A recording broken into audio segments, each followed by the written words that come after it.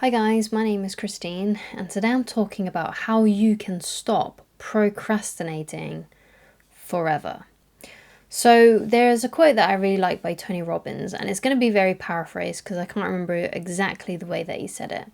But it went something like, "You're not lazy, you just have impotent goals." And what that means is that your goals just don't give you that much enthusiasm, that much passion, and it doesn't give you that much drive. Because if you had enough reasons for doing something, you would just do it. So the question is then, if you are struggling with procrastination, what inspires you, what fuels you, what excites you, what could get you to do those things that you know you need to do. So essentially, this means that you just need to develop a stronger why.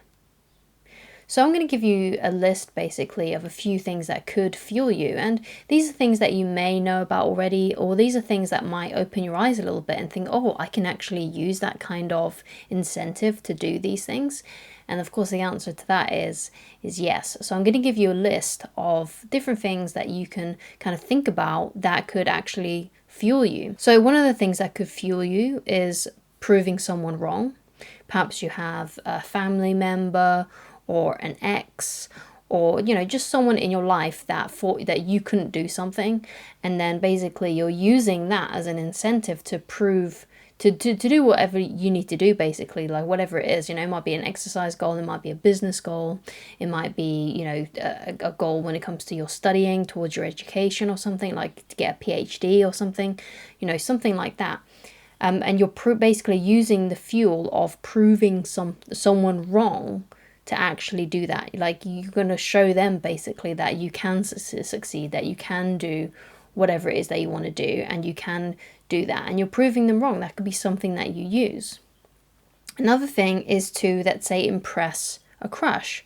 So perhaps you have a crush at work or at school, and you want to impress them, you want to seem attractive to them. Now, it might be the case that they might not ever see you in that way, because obviously you can't really manipulate someone's feelings. Like, if someone doesn't feel it for you, then there's not really much you can do about that. But you could, use that as a fuel. Like, even if you never do end up impressing them, because sometimes the thought of perhaps one day impressing them might be enough to fuel you, or to get their attention. And maybe that's just something that you want. Maybe you just want them to be able to look at you or see you in some kind of way. So impressing a crush is another thing. Another thing that can fuel you. Whether it works or not and you actually do impress them is another thing. But it's not about the result. It's about getting you to do something, So use your imagination. Even if that imagination, that fantasy never comes true, that you do impress them, just use that. It doesn't matter if it works to impress them. All it matters is that you are using that to give you enough desire so you don't procrastinate. So impressing a crush might be something that could do that for you. That's something that was one of the things that used to fuel me, impressing a crush, or impressing the woman that is now my wife. I would do a lot of things to be able to do that, basically. That's one of my strongest incentives. And in Napoleon Hill's Think and Grow Rich, he talks about that a lot. It's the desire for sex expression, or whatever. I can't remember exactly the way that he words it, but that's something that you can use. Another reason could be to impress someone that you admire. That's another way that you can do that. Perhaps you have a role model, perhaps you have a friend that you think is really cool and you want to impress them, or perhaps it's someone who, perhaps it's a boss, or perhaps it could even be like a celebrity or like an author that you're trying to impress, that you're trying to catch the attention of. So that's another incentive that might really fuel you and inspire you, that can help you get off your butt, basically, and start doing the things that you know you need to do. Another one could be the vision of turning up to your school reunion as a success, especially if you are trying to succeed, let's say on a really big level, like let's say you want to be a millionaire or something like that, which is a lot of aspirations for quite a few people, to become really financially abundant. And it might be the case that you can kind of visualize your school reunion and you're driving up in your Porsche, or your really cool looking Land Rover or something like that. And sometimes that visualization of turning up to your school reunion as a complete success, and you may be showing old bullies how amazing you are now, or something like that, that could be something that fuels you as well. Another thing could be to beat a rival. Perhaps you already have a rival. Perhaps you're in competition already with someone. Perhaps that could be something that, fuels you and motivates you. If you're trying to beat your rival and trying to beat the competition, basically. Now, like I said, it doesn't matter if it actually works. It's all about getting you off your butt and doing something. It doesn't matter if any of these things turn out to be true. It's all about you needing to have the fire and the motivation to do it. It's all about you being able to do the things that you need to do when you don't feel like it. And that might be something that does that for you, thinking of beating a rival, thinking of beating the competition. What might fuel you enough is simply just doing it for you. So a lot of people think, I'm going to do this for myself because I personally deserve it. I've gone through all these struggles. I've worked really hard for a long time, and I just want to be able to do this for myself. Just to basically feel good about myself, because perhaps maybe you haven't been feeling good about yourself and you want to get to a place where you actually feel genuinely proud of yourself. So perhaps doing it just for you might be a really good thing that you can think about to help motivate you so you can stop procrastinating. Another thing is, like, if you're a parent, perhaps you're doing it for your kids. Perhaps that's something that will really motivate you and fuel you. Or it could be even for your future kids if you're not yet a parent and you are hoping to one day become a parent.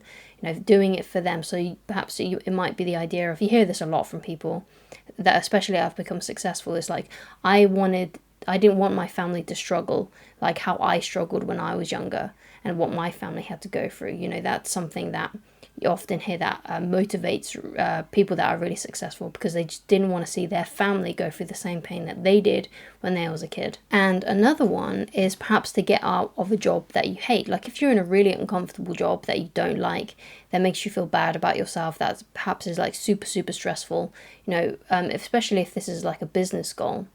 If you're trying to, let's say, create a side hustle that you can live off of, so you can stop working your 9 to 5 because you don't like your 9 to 5 and it's really uncomfortable for you, then, thinking and dwelling upon that and thinking, I really need to get out of this job, will cause in you enough desperation, enough motivation to be able to get you to actually do what you need to do. So if you're interested in personal development, I actually created a personal development workbook, and you can find this workbook on my website, and if you follow the link, basically it goes www.christineloveridge.com/shop, and on there is the personal development workbook.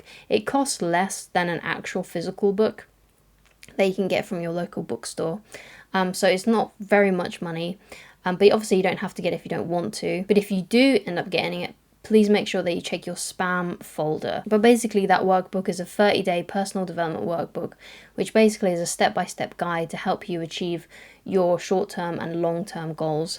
And the great thing about it is, because it's like a 30-day thing, you've got it forever basically once you downloaded it and you've purchased it.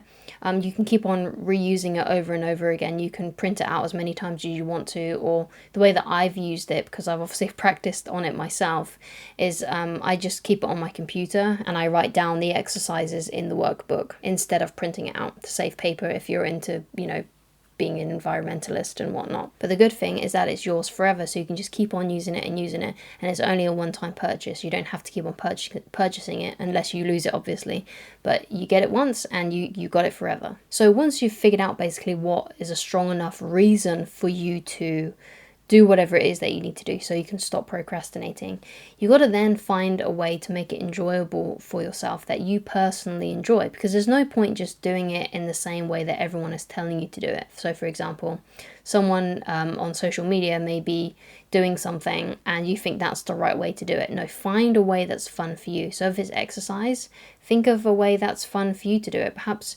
perhaps you really like swimming to keep yourself fit, or perhaps you like martial arts, or perhaps you like boxing, or perhaps you like running, or perhaps you just like doing YouTube workouts from home.